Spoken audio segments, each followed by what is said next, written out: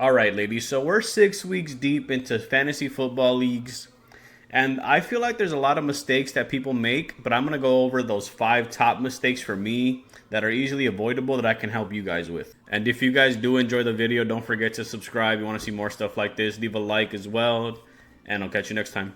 Okay, so starting off for me, rule number one is going to be falling in love with players and not getting rid of them while you can. Obviously, a lot of these are going to be like your first round picks because sometimes they just don't play up to par. I have Tyreek Hill up here, for example, my number one example, 27th in this position. Obviously, give him the benefit of the doubt of Tua being hurt. Can't really do much without Tua, without a quarterback. But like his offensive output just hasn't been there. 12 targets first game with Tua, that's fantastic. 6 points against the Bills, understandable. 7 points against the Seahawks, eesh. 8.2 points against the Titans, I guess. Against the Patriots, 12.9, but he did get 10 targets. Coming off the bye, I wouldn't wait anymore for this. I would sell him high. Don't fall in love with the player. I understand that a lot of people are super high on him because he has that offensive threat. But, sell that to them. Sell the opportunity cost to a lot of people. Hey, you can get this player. Once Tua comes back, he's going to be really good. So try to get what you can for him. Don't fall in love and keep him. Another guy that I could put on that list that people fall in love with and don't get rid of is Bijan Robinson. Obviously, a lot of people's number one pick, maybe your number two pick after CMC. But 18th in his position, 16 points, 16 points, 13 points, 11 points, 10 points. Obviously, he has a big game coming up against the Panthers. But after this week, when he scores, and he undoubtedly scores a lot of points, get rid of him. Don't want to see him anymore. A couple of other players I have on there is Breece Hall. Again, benefit of the doubt of being a Jets player. Tough times over there right now. Travis Etienne I have up there. Tank Bigsby taking over his role. Those are players that a lot of people fall in love with and don't get rid of. So kind of piggybacking off of rule number one. Rule number two for me is ignoring the signs of a struggling player.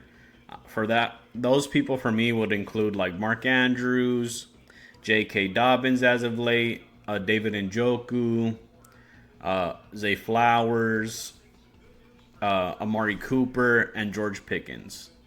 All these guys, everybody drafted really high. They were really high on, These are the type of guys that statistically have been good every single year. But as of late, they haven't been. Obviously, quarterback problems, quarterback issues, the O-line, the team, certain things, right, that go wrong for these type of players, which, to be fair, out of their control, out of your control. But, I would consider getting rid of them. As you can see on screen right now, we have players to sell high.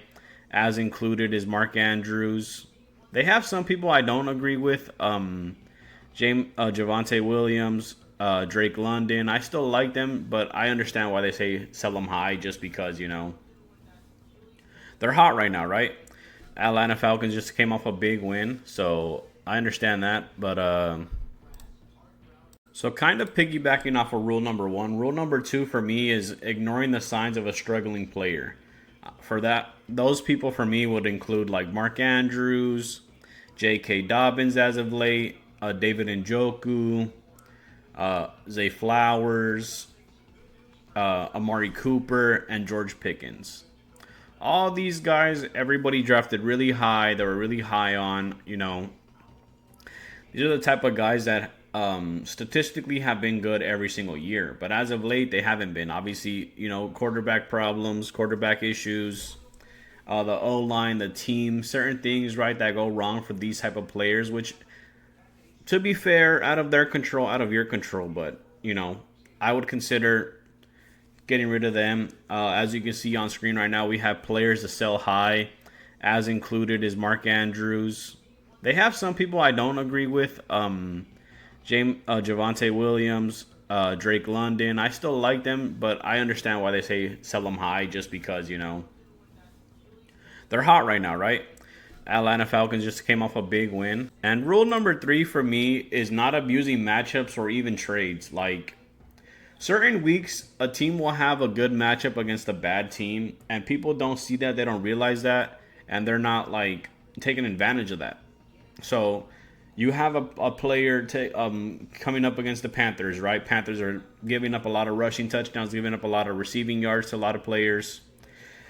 You saw DeAndre Swift have a big game. You saw DJ Moore have a big game. You saw Caleb Williams have a big game against them. So understanding those matchups and just kind of taking a look. And I know that the app will give you like a, hey, this team is rated 32nd in terms of defense against the secondary, against your wide receiver, or against the run, and certain things like that. But there are, the Jaguars and the Colts, they always have like a big rivalry where one always wins. I think the Colts have never beaten, or they haven't beaten the Jags at home in a long time. In Jacksonville, I would mean. So yeah, that's something to look out for. Matchups basically. The next one for me that I think people make a mistake on is not streaming enough. Streaming basically means that you have a quarterback, but there's a quarterback on the waiver wire that plays against a soft matchup. So that's, again, taking advantage of your matchup, right? So let's say Baker Mayfield plays against the Panthers, and the Panthers, like I said, are not doing too hot. You want to go pick up Baker for that week. So it's just something that you would take for 1 week and just use them for 1 week only. Obviously, that kills you in the waiver wire order, but take advantage of that, especially on defense. Like I said, defenses. So in terms of defenses, like this week, in for example, the Texans play the New England Patriots. Drake May is making his first start, but against that defense of DeMeco Ryans, that's a good defense to stream if it's out there for you. Last one for me, rule number 5, is picking up waiver wire players that you think are gonna be good and you're not using them. For example, you pick up Tank Bigsby. He had a big game last week, right? But you sat him. You're like, you know what? I'm going to give him a chance to prove his worth. And he went off, right? And then you're looking at yourself like, damn, I could have won the game if I would have just played Tank Bigsby. And you didn't. So when you pick up somebody and you have good, full faith in him, you should play him. If you pick up somebody and they're replacing somebody else, like Jawan Jennings when Debo was out and Brandon Ayuk was struggling, another one of those examples where you picked him up, you should play him. And I hate seeing like a waiver wire pickup. They picked them up, they were higher on the order, and they bench them. And you see 30 points sitting on the bench because they didn't play him, because they didn't have the confidence. And with these waiver wire picks, you can't sit there and be like, okay, we'll give him a week to see how he does. You can't. It can't be like that. If you pick up somebody that it's hot, that you think is hot, gotta play him. And then just for like extra in the video, we're gonna go over some tweets that I liked as far as fantasy football Twitter. So they have players to buy low. Aaron Jones, I love that one. Breece Hall, I don't know if I would consider buy low on him. I think a lot of people are considering buying him high just because, like I said, Jets, new offensive coordinator, new coach, a different switch up. And usually switch ups, they mean that something's going to start getting firing. Players are going to get motivated to work harder for their new coach. Kenneth Walker, another one that I understand that he's been slow, but I still don't consider this a buy low. I think people are pretty much at his value. Deontay Johnson, that's pretty fair. I mean, and with Andy Dalton, he's been doing really well, so I wouldn't consider this super buy low. Sam Laporta, though, I will put in that buy low option. That's a good one. Just some running back stats. King Henry, 621 yards. That's through week 5. Kamara, Mason, Nico. Scrimmage yards. Okay. Nico, Jaden, Saquon, Jones. Another one of those guys that they put in that buy low side that I don't think was buy low. Jamar Chase, Chuba Hubbard, and Josh Jacobs. And then for the last one, waiver wire targets that a lot of people are looking to pick up. Tank Bigsby at number 1, pretty obvious choice. Tyrone Tracy, I'm guessing he's the backup to Singletary. Jalen Wright, not sure too much about him. Antonio Gibson, I like this pick a lot. I understand that a lot of people are high on Ramondre Stevenson. He's been pretty volatile the last couple weeks. And Antonio Gibson gives you more of that pass catching option like he did with the Commanders. Alexander Madison, obviously with the Raiders situation, that could be a good pickup. I like Brock Bowers more if you're going to pick somebody up, if you could trade for somebody. Ty Chandler, it's a decent pickup. Clyde Edwards-Helaire, I like Kareem Hunt more. Rashawn Johnson, That one's tough because you're depending on touchdowns, because a lot of the plays are getting thrown to DeAndre Swift, and DeAndre Swift is just a more explosive player. But Roschon Johnson, he's been there for a while, so I can get that.